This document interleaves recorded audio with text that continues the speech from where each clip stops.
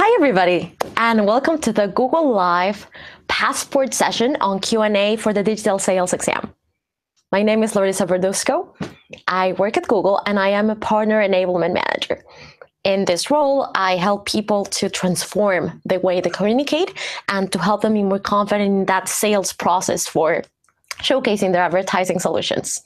So today, I'm very excited to be here with you to be able to answer any questions you may have around the content, the exam itself, or anything that can help you be better at that stage of the process we were saying, positioning that solution. Before we get started, and while you get warmed up thinking of all these questions, I would like to recap the 5 sections that we talked about in the past webinar.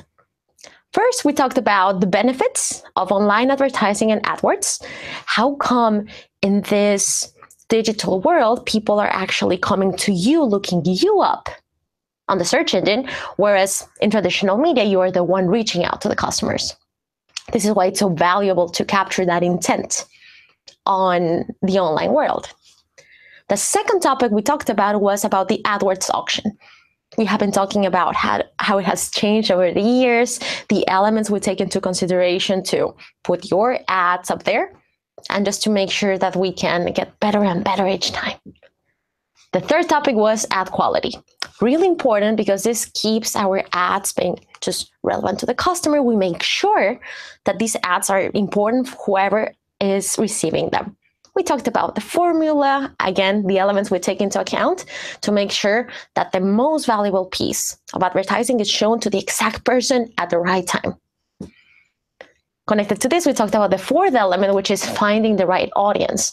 We talked about a lot of the elements that can help you reach out to the people that are interested in your product, in your service, and make sure everybody's benefiting from the situation. And the fifth topic that we talked about, and I must say it's my favorite one, it's being a trusted digital media advisor. What does this mean? We want to take you from the first stage of providing just a solution to the client in which they have a problem, they may want to open a new store, launch a new product, and then you can come here and offer them a campaign based on AdWords and search, display, even YouTube, and that's the end of it.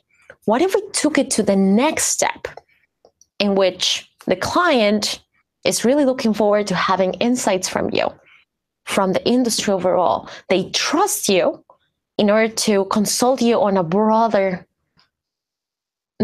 spectrum of topics. Example, they're not going to be asking you only about the search campaign they're running, but they're going to be consulting you on what you think could be beneficial to introduce into their marketing strategy for the year to come. This is the level that we want to take you with, the Trusted Digital Media Advisor methodology that consists of 5 steps. I'm going to take you through them just so we remember what we saw in the webinar and make sure that you guys are as prepared as you can be to present that digital sales exam. So before we go on, I would like to talk a bit more about such exam, which is designed to test our knowledge around the basic concepts of online advertising and our skills in sales. So this exam will touch on, as we were saying, those basics of AdWords to make sure that we know enough to go to the client and explain at a basic level how it works. This is not going to be emphasized on really implementation or telling you how to set up a campaign or something, but rather for us to understand that base so we can explain it to somebody else. So also regarding the exam, be sure that I'm going to tell you a bit more about it. So we're going to have around 55 questions for you to answer about the topics we just discussed. We're also going to have to meet a requirement of 80% to pass the exam. And it is recommended that you set aside 90 minutes for you to solve this exam.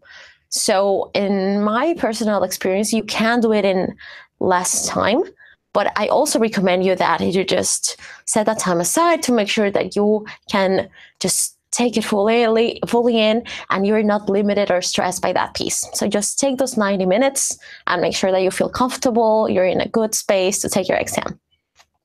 Now, let's say you already know how many questions you're going to get, how much do you need to pass the exam, and you're ready with those 90 minutes. But you may be asking yourselves, and I get this question a lot, how do I prepare for this exam? First things first, you should watch the webinar we've done before on digital sales exam. That is a recap of key concepts that will help you perform correctly in that certification. The second thing that you should do to prepare yourself for the digital sales exam is to access the study guide that is in your Google Partners account. So I totally recommend that you go in there. So you go to your Google Partners account. Then on the left side, you're going to have a panel listing all the exams and certifications. You may have seen it before. Then you will click on the digital sales exam button that you have over there. It will open something on the right side, and then I need you to please go and look for the study guide that is hosted a bit on the bottom of the page. Once you click in there, you're going to have a really nice document that consists of 2 pages, and it's going to have the following information. It will summarize a bit about what I just told you about the number of questions, time you have to set aside for the exam, and so on. But what is really valuable is what's coming. So you're also going to have direct links to our help center regarding specific topics that will be touched on the exam that we want you to feel very comfortable with. Example, you're going to have more information about the benefits of online advertising and AdWords itself, but also about what you pay. Even a bit more about the quality of your ads, setting bids and budgets, where your ads can appear, and a bunch of other topics that are necessary for you to feel confident when you present that exam. Also, you're going to have in this guide within your Google Partners account a set of tips around the Trusted Digital Media Advisor program, which is what we were discussing. We already said that it comes in 5 stages. Before I get on describing and telling you a bit more about these 5 stages of the program, I want to tell you that also to prepare yourself, you're going to see a link there that says, it's talking about watching the 13-part video series of this program.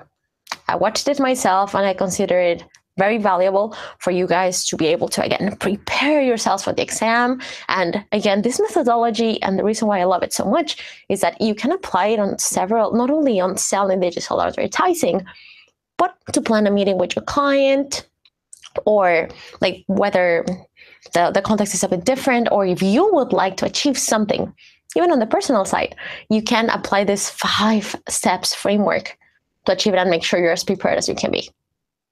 So without further ado, let me talk about these 5 parts that compose the Trusted Digital Media Advisor program. The first stage is planning. Why is this so important?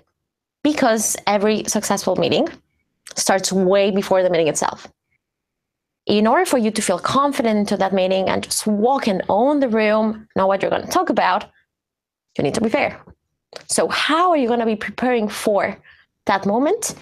I advise you that you go back to the webinar that my colleague did and focus on that preparation template that was shared with you. Remember more or less the sections it had? I'm going to tell you the ones that I believe are the most valuable, the ones where you really need to focus to make sure that you're prepared for that meeting. First, you should know the purpose. Why are we having this meeting? Why am I sitting right here, right now with that client? And second, you should know that if that meeting is successful, how would you know it? So set yourself a goal for that specific meeting. And we need it to be specific. So we shouldn't just get in and say, oh, I would like to close a campaign. Hey, which budget are you talking about? Give yourself ranges. Like if I manage to close a campaign between this budget and this budget, this is what I will consider as a successful meeting, for example.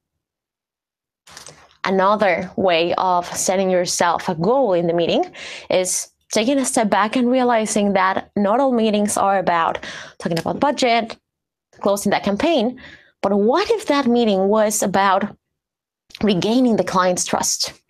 Or the objective of that meeting was getting a follow-up meeting so we can talk more about a certain product, solution. So make sure that you understand why you're there, what does success look like.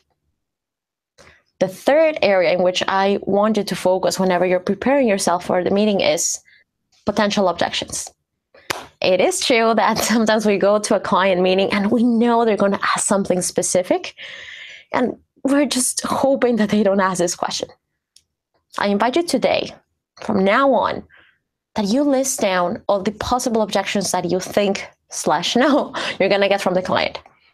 Once you've note them down in that preparation template, you should also come up with the way you're going to handle this objection. It's not only about knowing what they're going to ask me, but being prepared to do it. How can you do this? You can talk to colleagues who may have already faced this situation before. You can already, with all the power of the internet, look online for finding more resources to tackle this objection, and make sure that instead of avoiding the question whenever you are in the meeting with a client, you're even the one who brings it up because you're prepared for it. And then this is not a concern anymore in the client's head. So that was the key part about stage 1, which is planning. The second stage of the Trusted Digital Media Advisor program is opening. So this is important because what starts well ends well. So you want to make sure that we are prepared for that first piece of the actual meeting. And how can you do it? You should be ready to deliver an elevator pitch.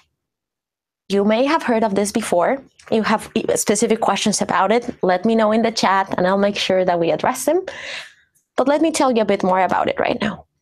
So the elevator pitch, it comes from the idea that if you were to meet the chief of marketing from that big client that you're really looking forward to getting under your belt, and if you were also to meet, for example, somebody key in an organization, again, from another client that you really want to work with, but you meet them at the entrance of the elevator and you both are going to, to the 10th floor. So you only have a certain amount of time to explain them what you do, why it's amazing to work with you, and just to hook them. So eventually you can have a longer conversation. So that brief time that you have in the elevator is the time you have to make a great first impression. So how do I make an elevator pitch, you may ask? So it may feel overwhelming that you want to say a lot of things at first and you cannot consolidate them in, say, 90 seconds. Well, actually, there is a technique that you can use to make sure that you get the necessary information across to spike interest. The objective of the elevator pitch is not to make sure that you tell them all your life in those 90 seconds or everything that you do at work, but rather this elevator pitch is to spike that interest, that curiosity in the other person for them to say, hey, I want to know more after this elevator pitch you just did. This all sounds very exciting, so I'm going to tell you the 4 key things that you should be doing to make sure that that elevator pitch, that introduction, first impactful impression is good.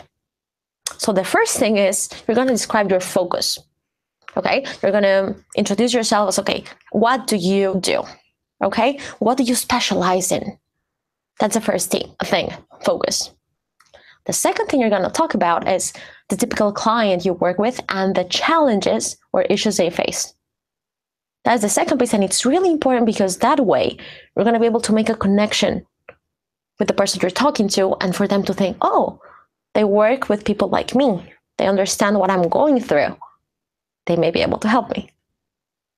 Third piece that you need to work on to do that elevator pitch, work on the benefits of working with you.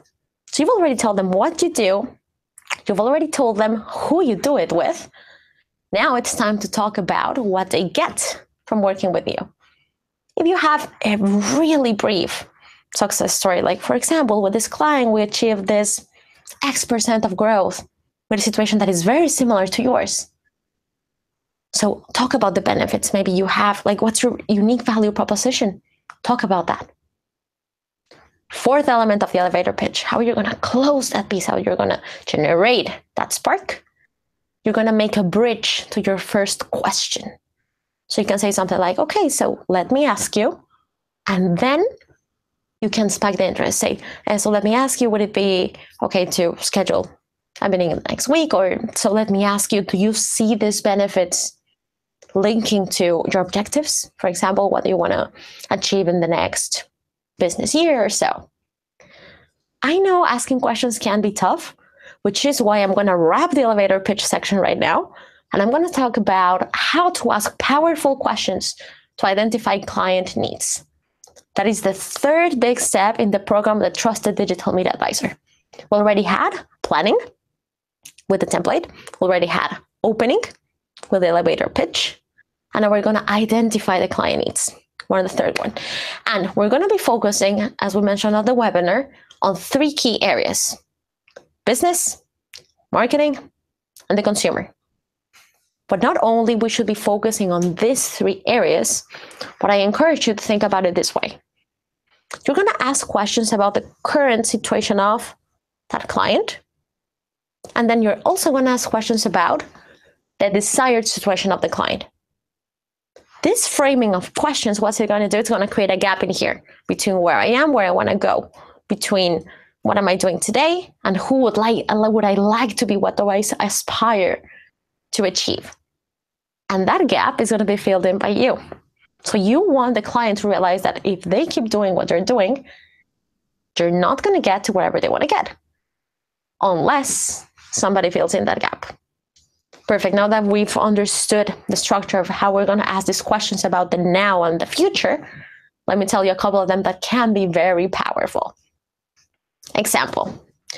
I would like you to, again, I'm going to mix them up, but what about asking the client, who are your target customers? And if they're sure, they're targeting them all. Because, for example, if you were to sell, this client sells, I don't know, gaming products, like they're a lot into like consoles and things for gaming. And they may think, okay, my primary market, it is young men. But what if I told you that if you went to use the free tools that we have here at Google, you discover that in that specific market, actually, women play a big part in the gaming industry. And we want to spark their interest, and we want to find them and make sure that we show them products and solutions that fit to what they want. So let's make sure that we question what we may think it's set in stone. Like, you may think your target customers they can fit in a box, and you can think that if you use TV and you go target them in a very narrow way.